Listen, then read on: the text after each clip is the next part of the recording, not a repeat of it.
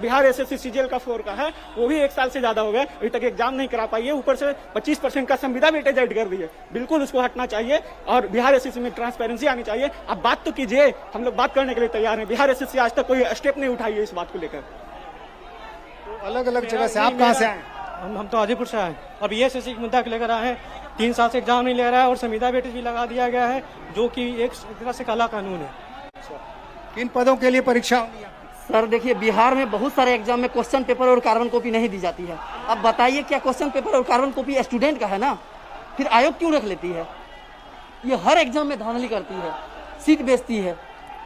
तो अलग अलग छात्र संगठन, अलग अलग छात्र, अलग अलग मांगे, कोई एक मांग नहीं है। जितने भी छात्र अलग अलग परीक्षाएं जो उनकी लंबित है वो सब एक साथ आ गए हैं और यही कारण है कि ये मार्च जो है इसमें भीड़ अच्छी खासी देखने को मिल रही है। बात शुरू हुई थी शिक्षकों की बहाली के नोटिफिकेशन से, लेकिन उसमें नए नए छात्र संगठन जुड़े, नया नया समूह जुड़ा, नई नई मांगे जुड़ी और चूंकि बहुत सारी अलग अलग परीक्षाएं होती है जो अलग अलग आयोग की तरफ से संचालित की जाती हैं, तो ऐसे में उन सभी छात्रों के लिए ये एक मौका था जब वो अपनी बात सरकार तक पहुंचाएं।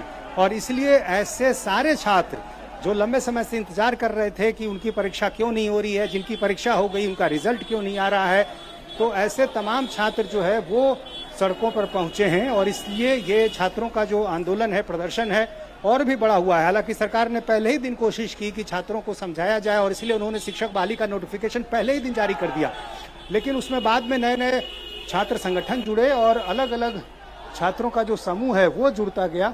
और इसलिए ये देखिए, ये जो मार्च है अब धीरे धीरे आगे बढ़ता जा रहा है डाक बंगला चौराहे की तरफ।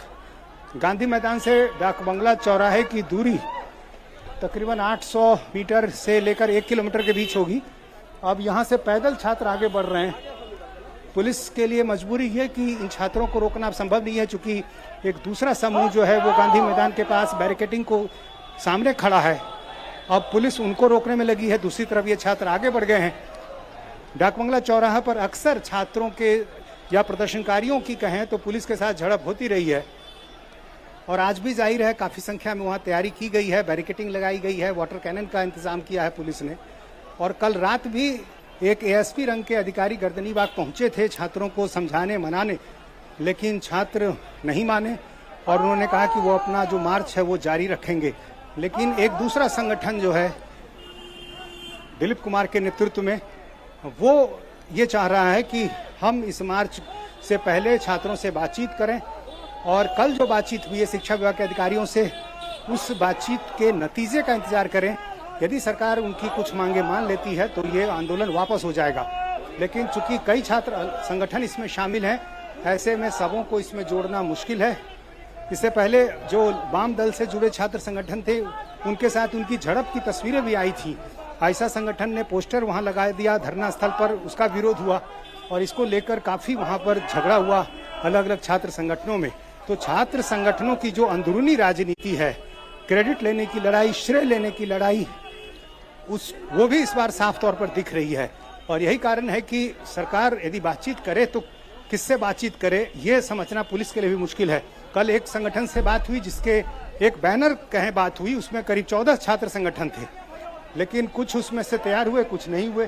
तो ऐसे में पुलिस के लिए बहुत मुश्किल है। अब यहाँ देखिए एसपी वर्मा रोड, यहाँ पर अब छात्र पहुँच गए हैं